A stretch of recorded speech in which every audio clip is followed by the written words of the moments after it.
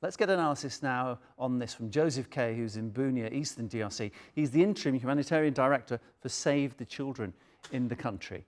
And it's great to speak to you, Joseph. I just want to start with some numbers that I was reading when I was researching this story. And they're from last year, so maybe you'll know that things have changed. But a year ago, it was reported 23 million people didn't have enough food to eat. They were food insecure, no regular supply of food in the DRC. How does that happen? Hello, thank you for covering this story. The food insecurity across DRC is largely due to conflict and insecurity and access to fields. Now, of course, we're talking about Uvira, and you've been covering the images of people displaced and families in this incredibly rapid escalation of the situation in South Kivu over the past 2 weeks. On the numbers, I think we're talking about probably around 64,000 people, refugees, registered so far in Burundi from this. To go back to remember that displacement started around the beginning of December from the north of the Plain, which is north of Uvira, and we estimate that and the UN estimates that 500,000 people have now been displaced in those past 3 weeks due to this advance on Uvira and all of the hostilities around there. This will include more than 260,000 children, and the situation inside Uvira over the past couple of days has been calming down. I think if we're focusing on Uvira and your piece does, and I think that's right, the second largest city in South Kivu.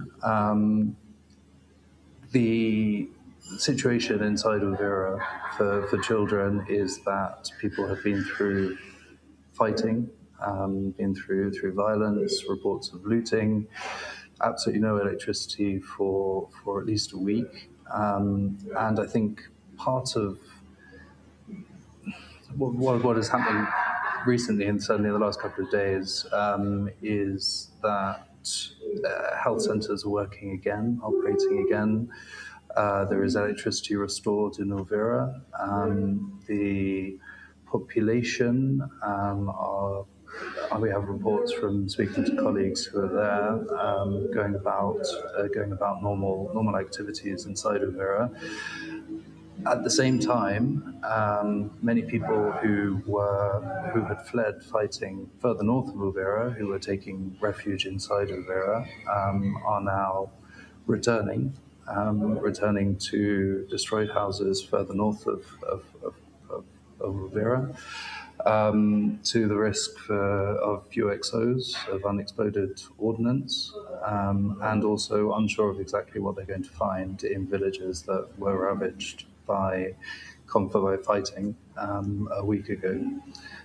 So that's from Uvira to the north, while Uvira is a little bit calmer, people returning to villages in the north where there are reports of schools losing all of their equipment, as I say, the risk of UXOs, destruction, and people trying to get back to a normal life. Schools have been closed, both in Uvira further north, and this is during a period of end of year exams. So many children will not have sat these exams.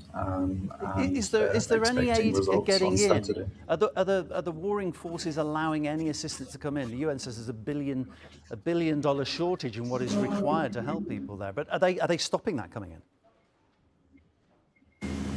This is across the DRC, and the humanitarian response plan for, as a reminder, what is happening in Uvira is happening right now and is particularly acute. But there are other situations across DRC, and this shortfall is for the entirety of the needs across DRC. Joseph, we'll wrap it up there. Thank you so much. Joseph Kay, Interim Humanitarian Director for Save the Children there.